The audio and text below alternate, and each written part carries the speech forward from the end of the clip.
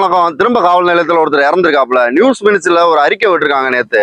அவங்க என்ன சொல்றாங்கன்னா, கிட்டத்தட்ட ஒரு 4 மாவட்டத்துல மட்டும் 2023 24 கிட்டத்தட்ட ஒரு 300 பேரை கைய கால ஒடிச்சு விட்டுருக்கு இந்த காவல்துறை. இந்த ஆட்சியில மட்டுமே 21 பேர்த்த என்கவுண்டர் பண்ணிருக்கு இந்த காவல்துறை. கிட்டத்தட்ட 24 பேர்த்த லாக்அப் டெத் ஆயிருக்காங்க இந்த காவல்துறையினால. இதுல 25 ஆகுது. நான் என்ன கேட்கிறேன்னா, நம்ம போலீஸை வந்து இங்க இருக்க போலீஸோட கம்பேர் பண்ணக்கூடாது, ஸ்காட்லாந்து யார்டோட போலீஸோட கம்பேர் பண்ணோம். பயங்கரமான போலீஸ்ன்னு உருட்டிட்டு இருந்தாப்புல எடப்பாடி.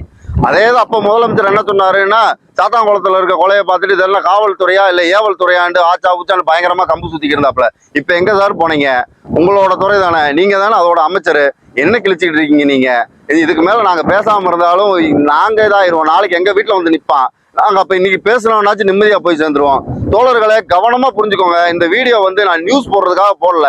இதை வந்து காவல்துறை எப்படி எங்க வேலை செய்யுது, நீங்க எப்படி கவனமா இருக்கணும்னு எனக்கு புரிஞ்ச புரிதெல்லாம் நான் பேசுறேன். நாங்க வந்து 2018 ஜல்லிக்கட்டு போராட்டத்தப்ப 7 நாள் போராடிக்கிட்டு இருந்தோம். அங்க வந்து முதல் 6 நாளுமே அங்க இருக்க காவல்துறையினர் வந்து எங்களுக்கு மிட்டாய் கொடுக்கறதோ, சாக்லேட் கொடுக்கறதோ, பிரியாணி கொடுக்கறதோ, தம்பி அப்படி போராடுப்பா இப்படி போராடுப்பான்லாம் பேசிக்கிட்டாங்க.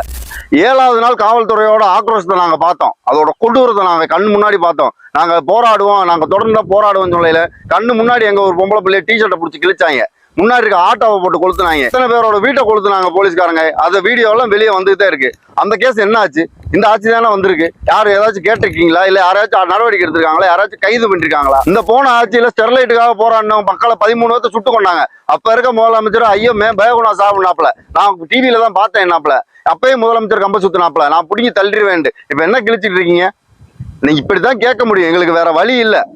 மக்களை தெளிவா புரிஞ்சுக்கோங்க. இதுக்கெல்லாம் என்ன வழிடானா, அடுத்து விஜய் வந்துருவாரு, இல்ல சீமான் வந்துருவாரு, அம்மா எந்திரிச்சு குழியில இருந்து வெளியே எந்திரிச்சு வந்துருவாங்க, நம்மளை காப்பாத்திடுவாங்கன்னு நினைச்சிட்டு இருக்காங்க. இங்க எந்த சூப்பர் ஹீரோவும் இந்த உலகத்தை காப்பாற்ற வரமாட்டாங்க. மக்கள் ஒன்றுபட்டு மக்கள் போராடினா மட்டும்தான் நம்மளை காப்பாற்ற முடியும். நீங்க ஒரு குழுவா சேருங்க, ஒரு அமைப்பா சேருங்க.